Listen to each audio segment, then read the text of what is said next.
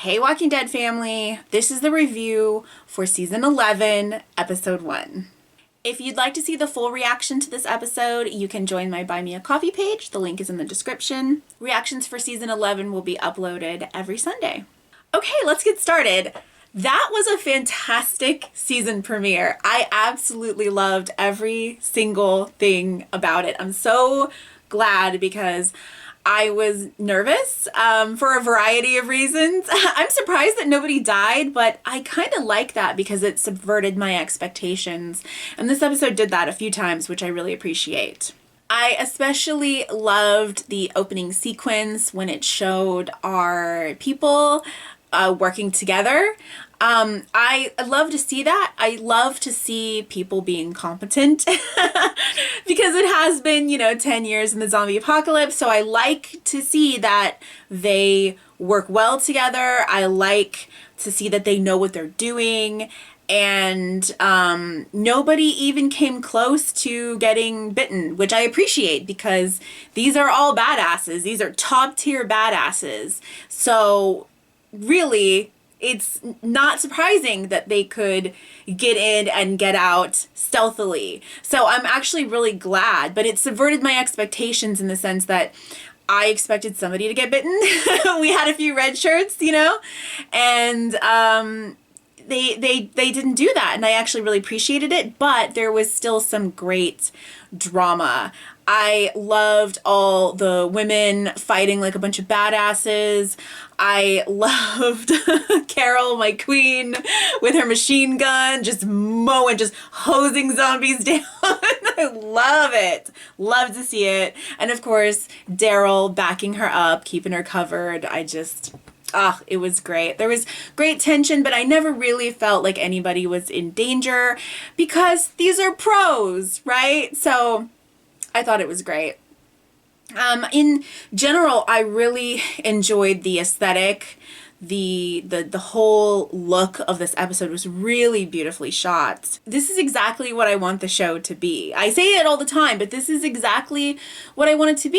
It's character focused. There's lots of drama and tension. There's great action that was easy to follow. I never had a problem understanding like where people were or what was going on. It was dark, but it wasn't too dark. And there was, lots of atmosphere, and they leaned into the horror vibes. It was nice and spooky. Just mwah. That's exactly what I want this show to be. So I am very, very happy. I really loved the drama between Negan and Maggie. And I love that they subverted my expectations because I really, really thought that Negan was going to help Maggie up. I mean, it didn't even cross my mind that he wouldn't. And he didn't. And I actually really love that he didn't because Negan is such an interesting character because he is so complicated, because he's flawed, and because he's unpredictable. I never know what Negan is going to do or exactly whose side he's on, and that's one of the reasons why I love him as a character. Negan is a very perceptive character, so I really appreciated that he knew exactly what Maggie was doing, and yet he did volunteer to go and be their DC tour guide, right? And so that just shows that there is this, there are two sides to Negan that are always in conflict. He wants to do the right thing. He really, really does. But he's also not going to be a pushover. And, he was really being the voice of reason. But of course, nobody wants to listen to him because nobody wants to side with Negan. Of course, completely understandable, especially with Maggie there. Nobody wants to side with Negan. Nobody wants to listen to Negan. But I think that they are not listening to him at their own peril. But that was a crazy, intense confrontation between the two of them, and then he brought Glenn into it. Like, he invoked Glenn, and I was like, he did not fucking say that. But I think he was trying to push Maggie into killing him. Like, if you're gonna kill him, just fucking do it, right? She went to his cell to kill him back in season 9, and she ultimately decided to let him live. But now that he's free, you know, they're both always giving each other the stink eye. And, you know, neither of them will ever be comfortable. They're never going to trust each other. And I think that Negan just wanted to force that confrontation and force her hand. Like, okay, if you're going to kill me, you're going to kill me on my terms, right? Just fucking do it right now. And so, yeah, he invoked Glenn's name, and I was like, oh shit, he did not do that. That is like superhuman strength. That took superhuman strength for Maggie to not pull that trigger, because if I were her, I would have pulled the trigger. But see, this is what's so interesting about it, because like as a viewer, okay, Negan, if Negan was a person, if he was a real person, I would think that he was a monster, and I wouldn't want anything to do with him. Maybe he's not all bad all the time. Maybe he's got some, you know, maybe he helps out sometimes, and maybe he can be a good guy, but I would absolutely be on Maggie's side if Negan were a real person. But the thing is that he is a fictional character, and this is a fictional TV show. And so I'm actually on Negan's side, because he is far and away a much more interesting character than Maggie. I'm sorry to say, because Maggie's been around almost since the beginning. I mean, she's been around since season 2. And it's really a shame to say that, but I have to be honest, Negan is leagues above Maggie in terms of being an interesting character. And it's not just because Maggie was gone for a long time. They have, and I've talked about this extensively in other reviews and everything, and I'm not going to repeat myself, but Maggie gets stuck in these arcs, and she's just not allowed to move on. And so I am much more interested in Negan, much more invested in him, and especially because it's not this straight shot of, you know, he was a bad person and now he's a hero, right? He didn't go from villain to hero. There's all kinds of twists and turns, and I don't know if he will ever be a hero. And the fact that they are constantly surprising me, still surprising me, I don't know what Negan's going to do. And then when I think I know, because I thought for sure he was going to help Maggie up and he didn't, I fucking love that. Not because I want Maggie to die, but because I love that they can surprise me with this character.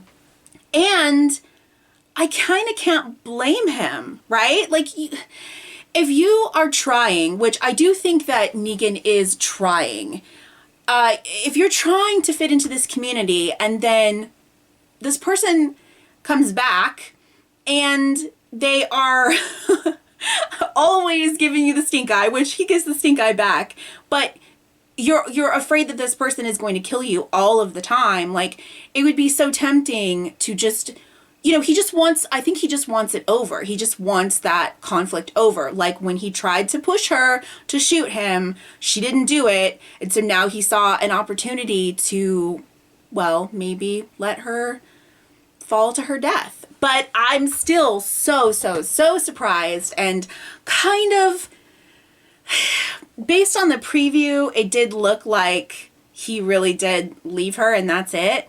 But it's hard to tell from the preview.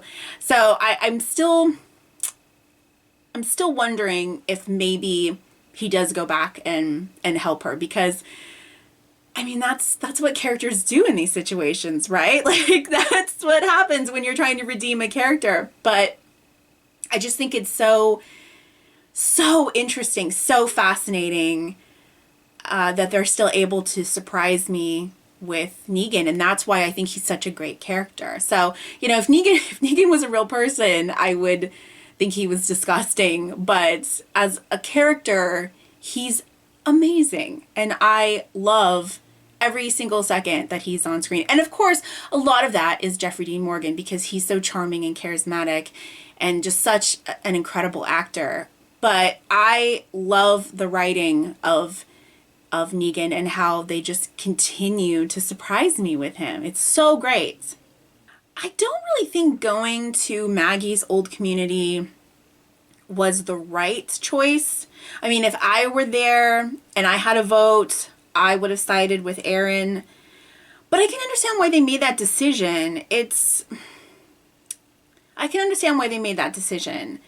It's a difficult... I mean, I do think that they need to fortify Alexandria first and foremost. I think that should be, the first thing that they do. But like Daryl said, it doesn't really matter if they don't have any food. So I understand that they need to get food. But I mean, really, like I said in the reaction, couldn't they just go back to that army base? I mean, there were so many MREs there and they couldn't have possibly gotten all of them. Now, I know that they woke up all of those zombies, but they seem to be in that one big room. And so I feel like they could probably access like other areas of the base and get MREs. So I don't know. I feel like maybe they should have tried something else before going.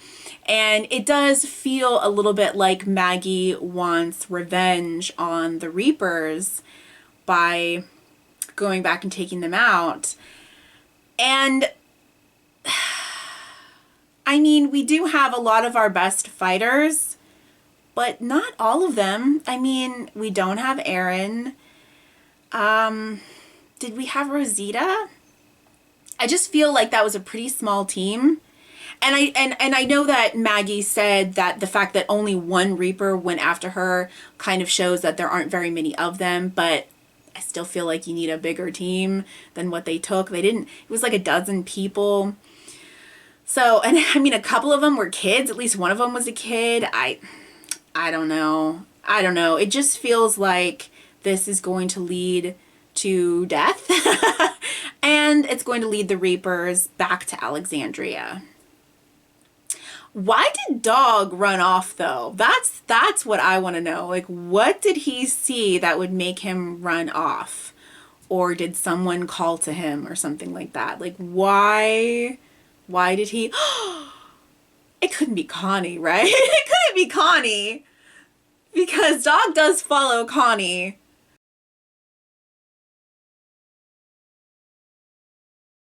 Bunch of zombies around. You probably couldn't smell anything but zombies, even with the dog nose, How would you know?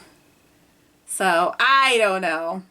So, speaking of perceptive, Princess is quite perceptive, isn't she?